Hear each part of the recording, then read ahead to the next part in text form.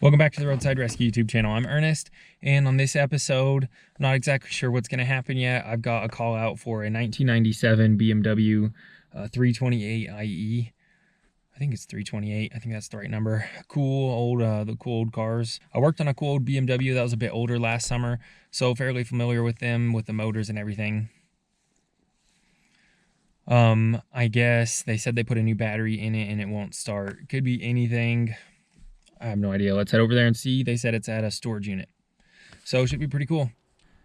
Okay, I thought this thing was gonna be cool. I am absolutely floored. This thing only has 1,000 miles on it.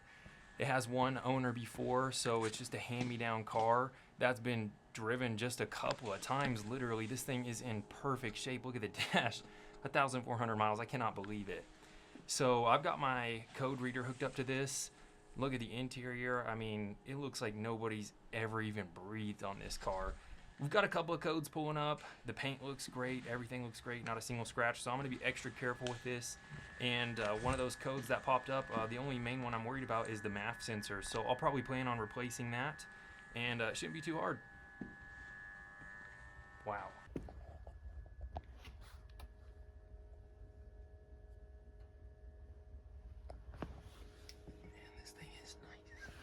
That could definitely be the issue. That would be this.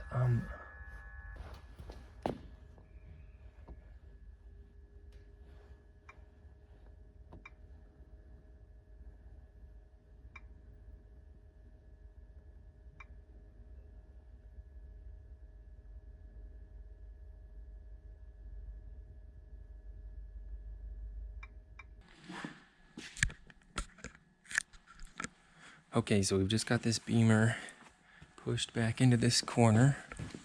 It has a new battery. So we've got this charged since I've got it. Tried to start a few different times. I don't want to leave the battery here halfway dead. I just took the covers off. There's a little trick to doing these. If you've never done them on these BMWs before, one of them was already broken. I didn't break any of these. But basically, they go in and they double lock. So to get them out, you really need a pick. There may be a special tool for them, but basically if you get this down in the edge past this little tab right there, if you can see, there's like a first little tab, so if you can get it past that, then you go and you push the second tab, and those will slide right out of the way. Well, you saw yesterday that we had a MAF sensor code, and I figured that would be the easiest place to start. I could just bring a MAF sensor over here and swap it out, and it didn't start running after that. So anyways, it's not the mass airflow sensor. I think I know what it is already though. It sounds like it turns over and everything fine, and I'm going to do this just to show you. Okay, so then I'm wondering, okay, we probably don't have spark or fuel. I was thinking spark from the mass airflow. So now that we've just tried to start it, we should have some fuel pressure in the rail, and we don't have any fuel pressure. So it's probably fuel pressure. I'm gonna check the relays and fuses real quick and just make sure we're getting power to the fuel pump. If not, that's a whole other issue. If we are getting power though, and we're not getting fuel pressure, simple as could be, that's most likely the fuel pump. If there was somehow like a wiring issue or something causing that, I wouldn't really be able to diagnose that all the way until I got down to the fuel pump anyways. So once I know that I have power at the fuse or relay, then I'll just go ahead and schedule them for a full fuel pump replacement. If it's something else, I tell them, you know, I might find a wiring issue or something once I get down there, but I can't tell till I do. Anyways, the fuses should be here. There's probably some under the dash, but not for the fuel pump, I don't believe.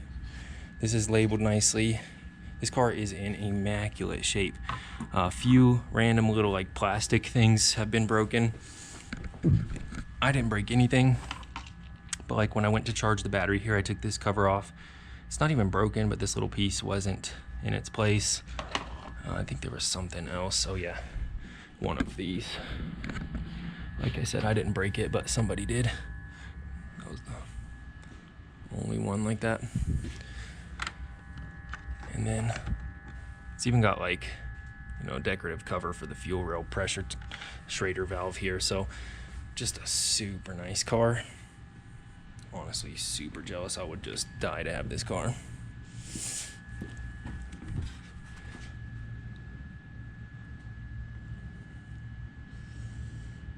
fuel pump number 18, fuse number 18. Okay. This is telling me a huge line of fuses. They better be numbered in here. Because how am I supposed to know which one's 18 in there? We'll see. Okay, so first things first, it's a 15 amp fuse. If I just look at all the fuses here, I can see the 15 amps are the blue ones. I can see that all the blue ones have their wires, so none of the fuses are blown. I'm not sure which one's the fuel pump still, so I'm just gonna look up a wiring diagram. But that was just my first little look at making sure those fuses are all okay. Okay, I would have never guessed which one it is out of all the blue ones. Guess right now which one you think it is. Let me know if you're right in the comments down below. That's the fuel pump fuse right there. That's number 18. I don't know why. Maybe they started counting up there or something, but I was thinking it would be over here. Anyways, let's test it, and that should give us our answer. Okay, if it's the fuel pump, this should show 12 volts when I'm cranking the motor in just a second.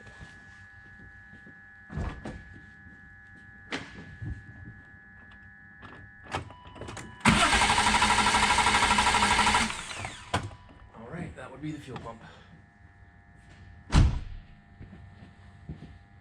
That's a diagnosis well done. I'll probably have the full video with the repair before this is done. Okay, so here's everything covered back up. Next time I'm here, I'll either be underneath the car or underneath the back seat. My buddy has a BMW that we got running this last summer. If you haven't seen that, check out the video up here. It was an old 325, I think. This is like a 328 or something. His was older, his was an 80s, this is a 90s, and his fuel pump was accessible under the back seat. So I'm hoping that's the same company, same generation of cars. So my fingers are crossed. I'll go look it up this afternoon. Okay, here I am with it. I just pushed it outside, put my hand on top of the tire and was just gonna roll it, and my hand got pinched by the strut, so luckily I didn't damage anything other than the top layer of skin there. I pushed it outside because obviously gonna be some gas fumes, and better to have some fresh air blowing around out here so I'm not getting high in there while I'm replacing this fuel pump. Honestly didn't do any research other than how long it was supposed to take on all data, and it said less than 2 hours, so I'm guessing I don't have to drop the tank. Oh yeah, I looked at a picture of the tanks online. They actually have 2 fuel pumps sometimes on top, so I have to now pull that seat up and make sure I've got power at those fuel pumps. Why those aren't working. Okay, so my boots are clean, my clothes are clean. I washed my hands with some rags because those got dirty pushing on the tires. I've got some moderately clean blankets I'm gonna put down on top of the carpet. When I pull the fuel pump out, I stopped by the gas station and grabbed some plastic baggies. I forgot to get some at AutoZone, so I stopped like right before I got here. So when I take that out, I'll put it straight in there and hopefully avoid any drips on any of the interior. I mean, every time I replace a fuel pump, it usually smells like gas inside for a couple of days anyways, but I don't want to make that worse by getting fuel down into the carpets. Let's do it. Okay. Sometimes there's secrets to getting the seats out, like an actual switch or something somewhere, lever. In this case, probably like 70 to 80% of the cases, you just pull up with a good little bit of pressure and it'll pop out. Let's get these nice, spotless, white leather interior pieces set somewhere safe. Okay, right off the bat, I'm seeing a good sign. There's one wire, it's not even a harness, just a bundle of wires going over to this side of the tank. There's not one going over here. There's a little wire, so it looks like it might be a sensor or something over there. Is that how you're supposed to get these seats out? No, that's gonna be for something else. Anyways, it looks like the fuel pump's over here. I don't think there's a pump over there. I'll pull this rubber up, carpet up, and see. Okay, I can that with one hand. Okay, screwdriver.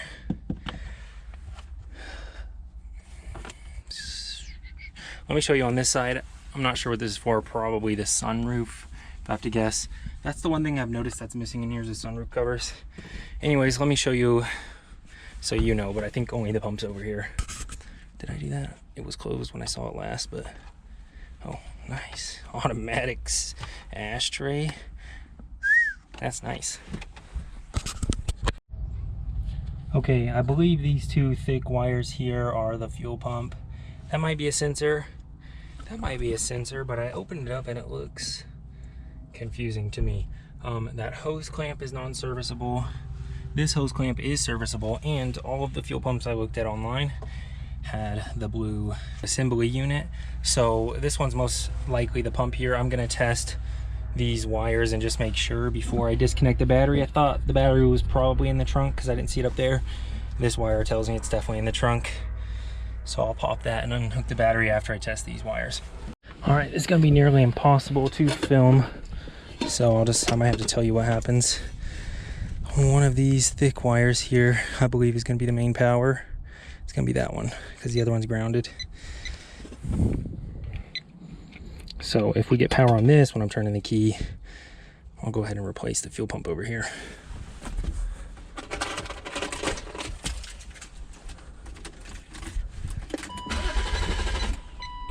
Okay, you can hear that faster pitched beeping. That was power. I don't think the camera was on that. The opposite was over here though. Ground was on this side. Let's just make sure that's not 12 volts. I'm guessing it's less because that's a signal. Yep, it dropped down to 10. So that's most definitely the fuel pump right there. And the dark one was on the top side. Hopefully that it doesn't let me hook those up wrong. No, it won't. Well, no. No, nice. Okay, the only fuel pump I could get within the next couple of days was just the pump, not the assembly. So I hardly ever do these. And this is the only one for miles, so we're gonna do this. And I checked, I wanted to make sure it wasn't some dinky universal one where I had to cut wires or anything. As you can see there though, not gonna have to cut any wires. So this should fit perfect, should be a perfect match. Let's go pull that other fuel pump out real quick. Okay, I've disconnected the battery real quick. We're good to start working. Okay, I've got the carpet covered, wrapped around the edge of that carpet with a moving blanket there. The two tools I should need, I brought all of my fuel pump tools, removers. I wasn't sure which one I would need. Good thing, because I definitely needed one of them, the most common, that's for sure. So let me get this hose off. That should be a return line. Oh no, that's the pressure line. That's the return over there. Let me get that pressure line off, and then we'll get the ring off, and it should just be done here in half an hour.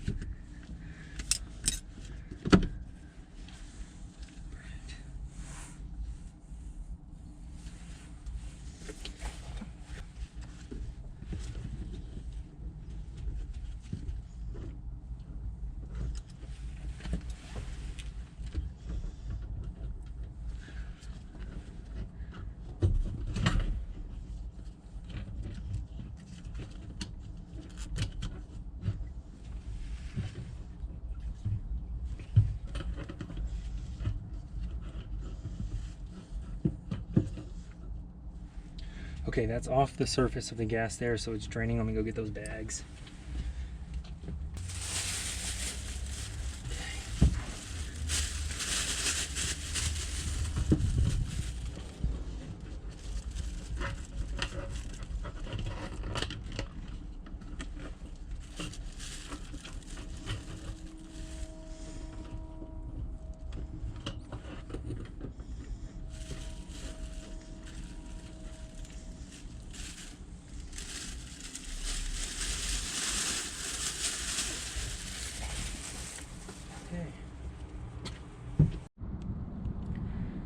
Okay, I want to make sure I don't get the orientation of those wires backwards. Looking down on it this way, red is on the right, red right, so I'll remember that way when I'm looking down over top of the outlet there.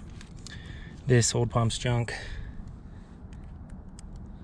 As long as that wiring looks okay, should just be a pump issue. I can test this pump manually once I get it out too.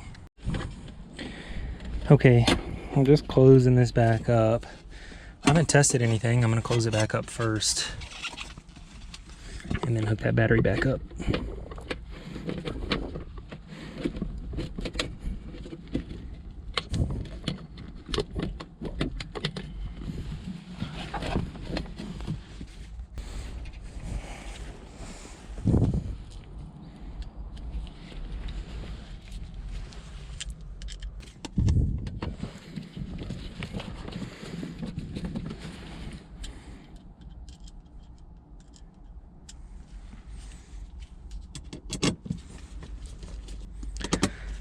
Okay, good enough to test that. Let's go ahead and do it.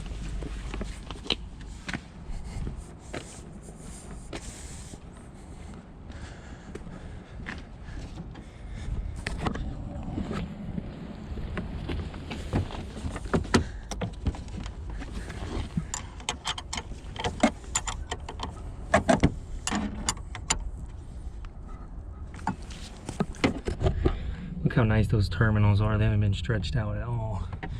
This car's so nice. Okay, it should start in theory and in practice.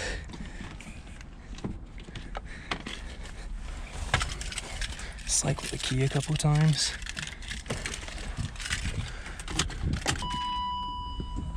Oh, I could hear it that time. And that's it. That's a job well done.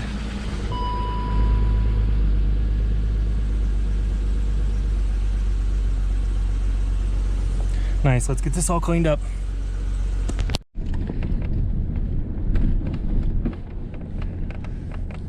All right, that was pretty crazy. I got it running. Nothing, actually, the only crazy part was that I misdiagnosed it the first time because of that math code. I should have double checked it though. Whatever. Glad we got it running. I asked them, I was like, hey, what are you planning on doing with this vehicle? Not that I can afford a vehicle like that right now. They were saying that they're gonna keep it because the value is not worth, you know, what they could sell it for. He says he thinks he'll get less than 10,000 for it, which I was like, that's pretty crazy. But they need a second vehicle. So that was actually the guy's mom. He inherited it from his mom, who bought it when he was little, and the mom's the only person that ever drove it to the grocery store a few times and said it wasn't for her, and the car's been sitting ever since. So it's turning into a family vehicle for them. I was like, dude, that's sick. It's gonna become a daily. That's gonna be so fun to drive. But how lucky is that, dude? Could you imagine? Like, I mean, honestly, maybe unlucky, because if he inherited from his mom, yeah, we know what that might mean. So sorry about that, but having a cool car, it's no consolation for that, but it's a nice daily. That kind of sombered it up though. So anyways, let me know down below what you think in the comments. If you like this episode, you have to make sure you're subscribed and leave this video a thumbs up. You can donate at the links in the description if you want to buy me a hot drink or something this winter. I'd appreciate it. I'll see you on the next episode. Check it out right up here. That's a job well done.